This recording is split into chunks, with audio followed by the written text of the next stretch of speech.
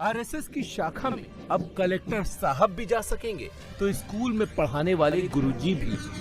संघ के पथ संचलन में सेंट्रल गवर्नमेंट के सेक्रेटरी भी शामिल हो सकेंगे, तो पुलिस कप्तान भी। इसका पूरा असर आपको बताएंगे, लेकिन पहले ये जान लीजिए कि 99 साल पहले शुरू हुई आरएसएस की यात्रा कहां तक पहुंची।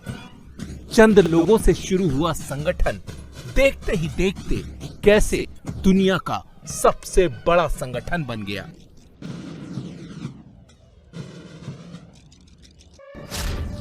सत्ताईस सितंबर 1925 को डॉक्टर केशव बलिराम हेडगेवार ने 17 लोगों के साथ मिलकर आरएसएस की शुरुआत की।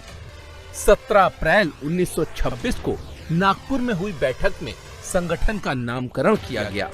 बैठक में मौजूद 26 में से 20 लोगों ने आरएसएस यानी राष्ट्रीय स्वयंसेवक संघ नाम के पक्ष में सहमति दी और इसी बैठक में ही हेडगेवार को संघ प्रमुख चुना गया। संगठन बनने के बाद इसे बढ़ाने का काम शुरू हुआ। कुछ लोगों को प्रचारक बनाकर महाराष्ट्र और दक्षिण भारत भेजा गया। महाराष्ट्र में आरएसएस के विस्तार के लिए शाखाएं शुरू कर दी गईं। लोगों को जोड़ने के लिए राष्ट्रीय स्वयंसेवक संघ अभी नियमित शाखा, साप्ताहिक मंडली, मासिक शाखा और कैंप लगाता है। आरएसएस की पहली शाखा नागपुर के मोहिते बाड़ा मैदान में लगाई गई, जो अब संघ मुख्यालय का हिस्सा है, लेकिन उस वक्त शाखा नियमित तौर पर नहीं लगती थी। संघ की नियमित शाखा की शुरुआत 1928 में हुई। 1928 के अंत तक नागपुर में संघ की शाखाओं की संख्या 18 पहुंच गई। महाराष्ट्र से बाहर पहली शाखा वाराणसी में लगी। 1930 में शुरू हुई वाराणसी की शाखा से ही गोलवलकर आरएसएस से जुड़े और दूसरे सर संघ चालक बने। आरएसएस के विस्तार में शाखाओं ने सबसे बड़ी भूमिका अदा की। शाखाओं के मैदान स्वयं सेवकों की नियमित मुलाकात का सबसे बड़ा केंद्र बन गए। खेलकूद और एक्सरसाइज की वजह से युवा इनसे जुड़ने लगे और देखते ही देखते संगठन का नेटवर्क पूरे भारत में फैल गया। इस वक्त देश में आरएसएस की 61,000 से ज्यादा शाखाएं लगती हैं। 15,000 के आसपास साप्ताहिक मंडली है और 10,000 से ज्यादा मासिक शाखाएं लगती हैं। आरएसएस के पास इस वक्त 4,000 से ज्यादा प्रचारक हैं, जो फुल टाइम संगठन के विस्तार का काम करते हैं। लेकिन इनके पास संगठन के प्रचार और विस्तार के लिए पैसा कहां से आता है? आरएसएस की आय का जरिया क्या है, वो जान लीजिए। संगठन में फंड जुटाने के लिए 1928 में पहली बार गुरु दक्षिणा कार्यक्रम हुआ। इसमें 84 रुपए दक्षिणा के तौर पर मिले। अब हर साल हर शाखा में व्यास पूर्णिमा को दक्षिणा दिवस मनाया जाता है, जिसमें स्वयंसेवक भगवा ध्वज को गुरु मानकर दान देते हैं और इस रकम का इस्तेमाल संगठन के विस्तार और इसके कार्यक्रमों में किया जाता है।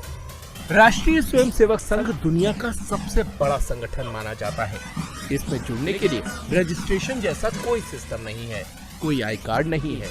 इसीलिए स्वयंसेवकों की असल संख्या का आकलन शाखाओं में आने वाले लोगों के हिसाब से किया जाता है और यूनिफॉर्म से इनकी पहचान होती है।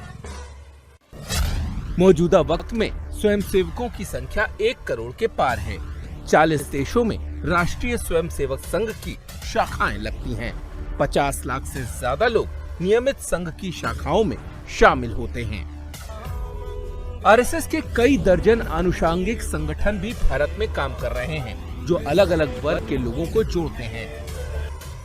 इनमें अखिल भारतीय विद्यार्थी परिषद, विश्व हिंदू परिषद, सेवा भारती, वनवासी कल्याण आश्रम, भारतीय किसान संघ, राष्ट्र सेविका समिति प्रमुख है। आरएसएस से जुड़े कई लोग देश की सियासत में बड़ा रोल अदा कर चुके हैं। अटल बिहारी वाजपेयी, लाल कृष्ण आडवाणी जैसे नेता भी आरएसएस से जुड़े रहे हैं।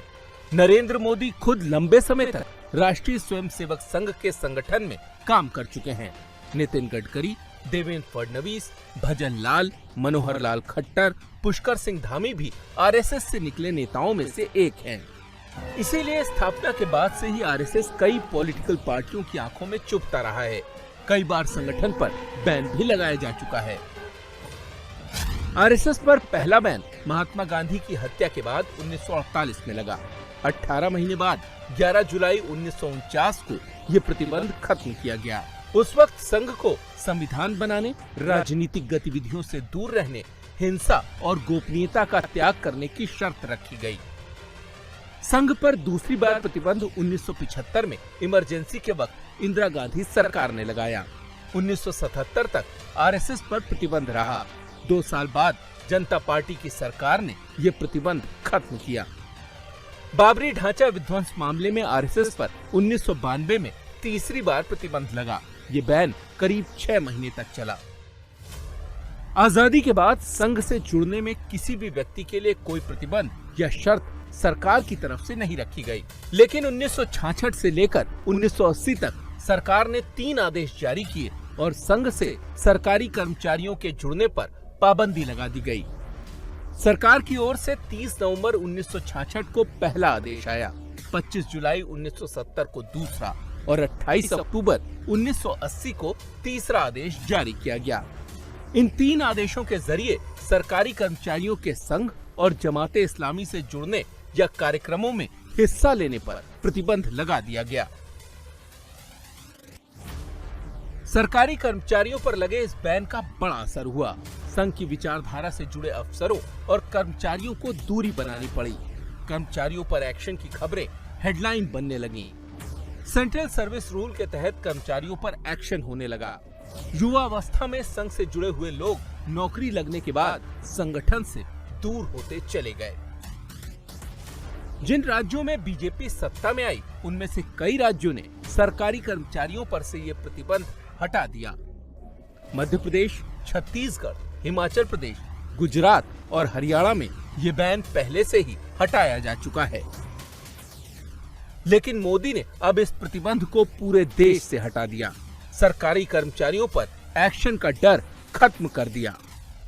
अपने राजनीतिक स्वार्थों के चलते तत्कालीन सरकार द्वारा शासकीय कर्मचारियों को संघ जैसे रचनात्मक कार्य करने वाले संगठन के गतिविधियों में भाग लेने के लिए पाबंदी लगाई गई थी।